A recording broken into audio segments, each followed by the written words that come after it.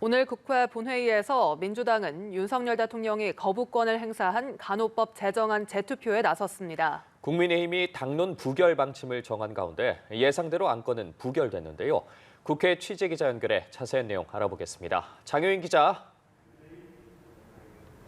네, 국회 나와 있습니다. 말씀하신 것처럼 오늘 본회의에서는 윤석열 대통령이 제2요구권, 즉 거부권을 행사한 간호법 제정안에 대한 재의결 표결이 이뤄졌습니다. 당초 본회의 안건에 없었지만 민주당이 의사일정 변경의 건을 통과시켜 표결까지 간 겁니다. 대통령이 거부권을 행사한 법안이 다시 의결되려면 출석 의원 3분의 2 이상이 찬성해야 하는데 총 289명 중 이에 못 미치는 178명이 찬성해 부결됐습니다. 반대는 107명, 무효는 4명이었습니다. 국민의힘 반대 속에 법안은 결국 폐기됐고 관련 논의도 원점으로 돌아간 겁니다.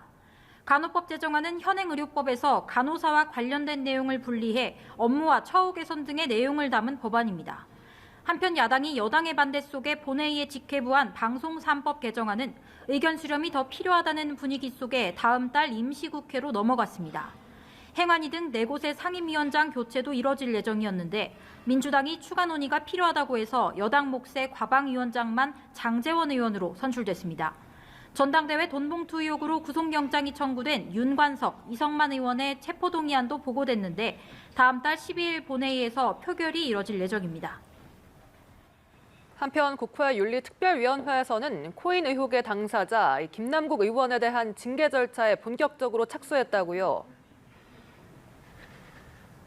네, 그렇습니다. 국회 윤리특위는 오늘 오전 10시 전체 회의를 열고 여야가 각각 제출한 김남국 의원의 징계안을 상정해 특위 윤리심사 자문위원회에 회부하기로 했습니다. 변재일 위원장의 발표 함께 들어보시겠습니다. 자문위에 요청한 기간은 한 달 29일로 하되 이 김남국 징계안에 대한 국민적 관심이 큰 만치 한 달이 지나지 않아 도달하지 않았어도 가급적 빠른 시간 내에 의견을 줄 수 있으면 의견을 달라 이런 것을 함께 첨부해서 또 변 위원장은 김 의원을 특위 전체 회의에 출석시켜 소명을 듣겠다며 불참하면 징계 수위가 높아질 것이라고 밝혔습니다. 원칙적으로 징계안은 최장 60일간 자문위 심사가 가능하고 이후 특위의 징계소위원회와 전체 회의를 거쳐 본회의에서 최종 의결 절차를 밟게 됩니다. 국회의원이 받을 수 있는 징계는 공개회의에서의 경고나 사과, 30일 이내에 출석 정지, 제명 등 총 4가지인데 이 중 제명이 의결되려면 제적의원 3분의 2 이상이 찬성해야 합니다. 네, 중앙선거관리위원회도 긴급회의를 열었죠. 최근 자녀 특혜 채용 논란이 끊이지 않았는데 관련 대책을 세우려는 겁니까? 네, 그렇습니다. 선관위도 오전에 긴급위원회의를 열고 최근 잇따른 고위직 간부들의 자녀 특혜 채용 의혹과 관련한 대책을 모색했습니다.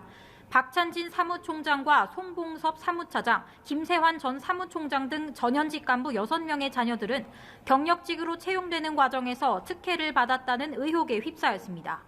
여기에 4, 5급 직원들의 자녀 5명이 선관위에 근무하고 있다는 추가 보도까지 나온 상황입니다.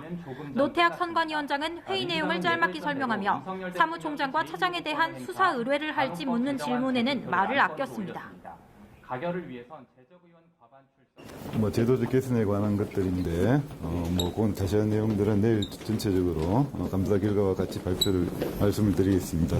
저희 기본 입장은 하여튼 국민이 눈높이에서 국민이 응할 때까지 그런 방안을 고민하고. 위원장에 선출됐습니다.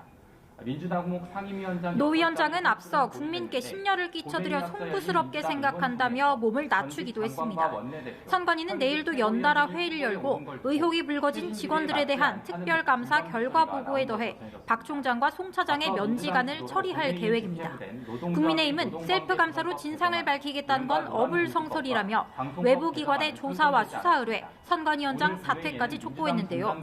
내일 회의 직후 선관위원장이 입장을 발표할 예정인데 어떤 내용이 담길지 관심이 쏠립니다. 지금까지 국회에서 연합뉴스TV 장효인입니다.